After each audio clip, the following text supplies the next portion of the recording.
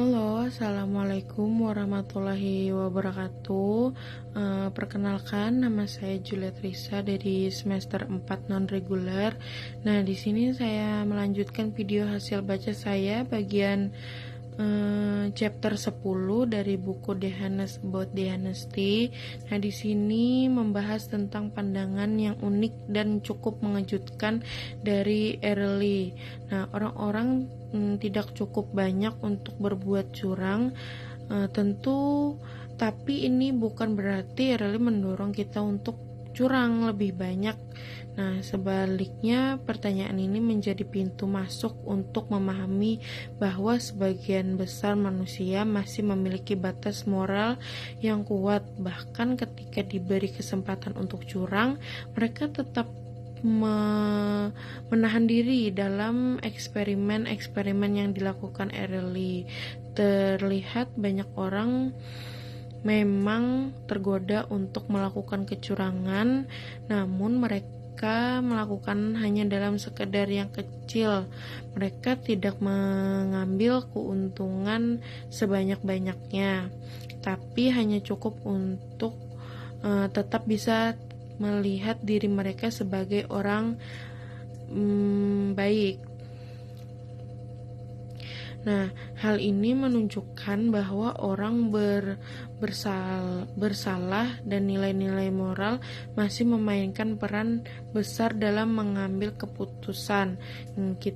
Fakta ini membuat pandangan yang cukup optimis bahwa manusia sebenarnya punya dorongan untuk tetap berada dalam jalur yang benar, selama tidak merasa jauh menyimpang.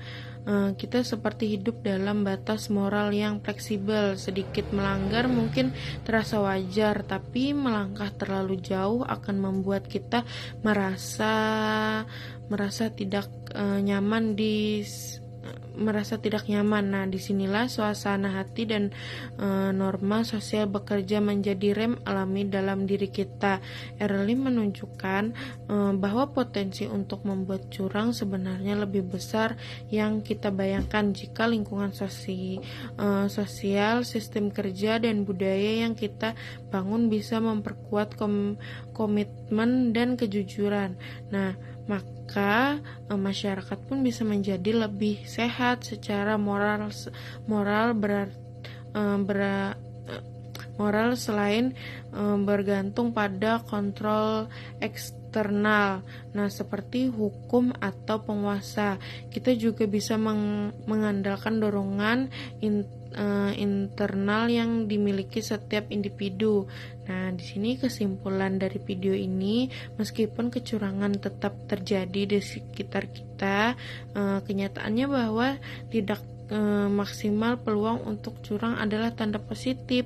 Hal ini memberikan harapan bahwa manusia memang pada dasarnya ingin menjadi baik, hanya saja mereka perlu didukung oleh sistem yang kuat lingkungan yang adil dan nilai-nilai yang bersama menguatkan kecenderungan tersebut.